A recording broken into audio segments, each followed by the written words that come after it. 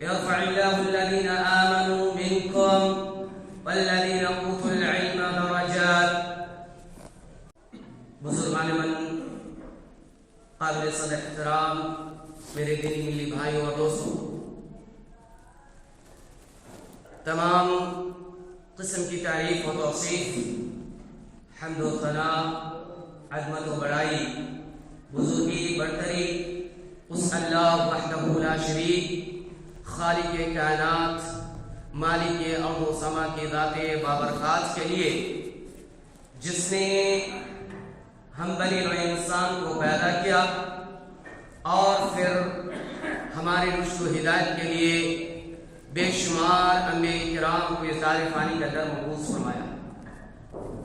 بعدہ انگنت لا تعداد بے شمار درود و سلام سید الاولین والآخرین، امام المتقین، شفع المذنبین، میرے اور آپ کے ہادی رہنما جناب محمد عربی صلی اللہ علیہ وسلم کی ذات مطہرہ پر ہو. اللہم صلی وسلم وبارک علیہ. حاضرین اجماع، جس دور اور جس زمانے سے ہو کر ہم اور آپ گزر رہے ہیں، یہ دور رنگینیوں کا دور ہے، اور اس دور میں اگر ہم میڈیا یا اسی طریقے سے جو ٹیلی ویژن وغیرہ ہیں ان کی روح سے اگر دیکھیں تو آج کے زمانے میں ایک وہ بندہ جس نے صرف الف سے یا تک سیکھ لیا ہو، یا پھر مدارس میں قدم تو رکھا ہو لیکن 2 سے 4 سال تک مدارس میں اپنی زندگی بسر کی، اور اس کے بعد یہاں سوسائٹی میں، سماج کے اندر ایک اسکرین سامنے لے کر، ایک موبائل اپنے سامنے لے کر بہت بڑے علامہ اور مفتی بن کر اپنے فالوور دکھا کر لوگوں کے سامنے دین کی باتیں پیش کرنے کی کوشش کرتے ہیں. اور یہی وجہ ہے کہ جو ہمارے سماج کے اندر بے قدریاں پائی جا رہی ہیں، جس چیز کی ہمارے نظر میں اہمیت ہونی چاہیے تھی، جس چیز کی فضیلت اللہ نے، رسول اکرم صلی اللہ علیہ وسلم نے ہمیں امت محمدیہ ہونے کے ناطے عطا کیا تھا، اس چیز کی بے قدری دن بہ دن ہم کرتے جا رہے ہیں، اور اس چیز کی اہمیت و فضیلت ہماری نظر سے محفوظ ہوتا چلا جا رہا ہے. آپ یاد رکھیں، جو ٹیلی ویژن میں یا اسکرین میں بیٹھ کر چند لوگوں کی فالوور بن جانے کی وجہ سے وہ جو اپنے آپ کو مفتی قرار دیتے ہیں، یا وہ جو اپنے آپ کو بہت بڑے عالم قرار دیتے ہیں، یہ صرف فالوور کی یعنی تعداد کی بنیاد پر یہ فیصلہ کرنا کہ یہ بہت بڑا عالم ہے، ان کو بہت سارے لوگ سنتے ہیں، ان کو بہت سارے لوگ دیکھتے ہیں، تو یہ بہت اچھی باتیں کرتے ہیں، یہ ہمارا فیصلہ کرنا بے جا اور بیکار ہوگا.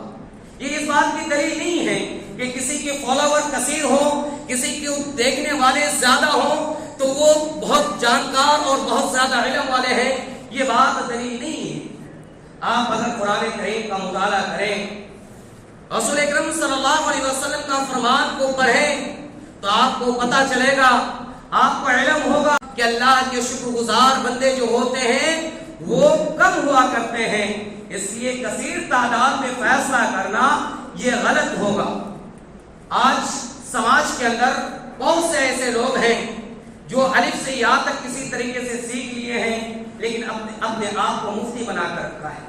میں نے خطبہ مسنونہ کے بعد جو آیت کریمہ تلاوت کی ہے، اس آیت کریمہ کو اگر آپ دیکھیں تو اللہ رب العالمین نے فرمایا یرفع اللہ الذین آمنوا منکم والذین اوتوا العلم درجات، یعنی اللہ رب العالمین کہتا ہے کہ لوگوں کا جو مقام بلند کیا گیا ہے وہ صرف علم کی وجہ سے. اگر ان کے پاس علم ہے، جانکاری ہے، اور اس بات آپ دیکھیں نبی کریم صلی اللہ علیہ وسلم پر جو پہلی وحی نازل ہوئی اس میں آپ اگر غور کریں تو اس کا پہلا حکم جو امت مسلمہ کو ملا، امت مسلمہ کے لیے جو پیغام آیا وہ اقرأ باسم ربک الذی خلق، کہ علم کا پیغام آیا، یعنی علم حاصل کرنا اور علم کو سیکھنا۔ آپ کے سامنے میں یہ بات واضح کر دوں، آپ یہ نہ سمجھیں کہ مولانا یہاں پہ خطبہ دے رہے ہیں اس موضوع پر، علماء کی قدر پر، تو اس بنیاد پر کہ تاکہ وہ عالم ہیں ان کی عزت کی جائے، ان کے مقام کو بڑھایا جائے، یہ مقصد نہیں ہے۔ علم ہم اس لیے آپ کے سامنے اس بات کو رکھ رہے ہیں تاکہ جو عالم دین حقیقی میں عالم دین ہے، جو علم جو شریعت کے لیے کام کرتے ہیں، جو دین کے لیے کام کرتے ہیں، ان کی عزت کی جائے، ان کی بے قدری نہ کی جائے۔ آئے دن خاص طور پر اگر میں اس ہمارے اپنے سماج کی بات کروں تو آئے دن اس طرح کی باتیں سننے کو ملتا ہے کہ کبھی کسی مولانا پر یا کسی عالم پر تنقیدیں کی جا رہی ہیں۔ یہ بات یاد رکھیں، تنقیدیں کرنے والے کی کثرت ہوگی لیکن شکر گزار کرنے والوں کی کثرت کم ہوگی۔ اس کا مطلب یہ نہیں کہ عالم دین کی بالکل کوئی قدر نہیں۔ آپ پہلی وحی پہ غور کریں تو اللہ رب العالمین نے جہاں علم حاصل کرنے کے لیے کہا وہاں آپ اس بات پر غور کریں کہ جتنی ضرورت ہمیں سائنس کی دنیا کو سمجھنے کی ہے اس سے کہیں زیادہ ضرورت اس بات کی ہے کہ ہمارے اندر علم ہو، دینی علم ہو، کیونکہ اللہ رب العالمین نے ہمیں جو حکم دیا ہے اقرأ باسم ربک الذی، یعنی ایسے علم حاصل کریں جس سے ہم اپنے مالک کی حقیقی کو پہچان سکیں۔ جب ہم اپنے مالک کے حقیقی کو پہچان لیں گے تو ہمیں سائنس اور ٹیکنالوجی کو سمجھنے میں بھی آسانی ہوگی۔ ایسا علم ہمیں حاصل ہونی چاہیے جس سے ہم اپنے مالک کے حقیقی کو سمجھنے کے ساتھ ساتھ دنیا کو بھی پہچان سکے اور دنیا کے معاملات کو بھی سمجھ سکے۔ یہ اصل علم ہوتی ہے اور اسی علم کو علم کہا جاتا ہے۔ علم اصل میں وہ علم ہے جس میں قال اللہ و قال رسول کی صدائے بلند کی جائے۔ علم اصل میں وہ علم ہے جس میں فرمان الہی کی پابند ہو، جس میں رسول اکرم صلی اللہ علیہ وسلم کے کلام کو اپنایا جائے، جس میں نبی کریم صلی اللہ علیہ وسلم کے فرمان کی اتباع کی جائے۔ علم وہ نہیں ہے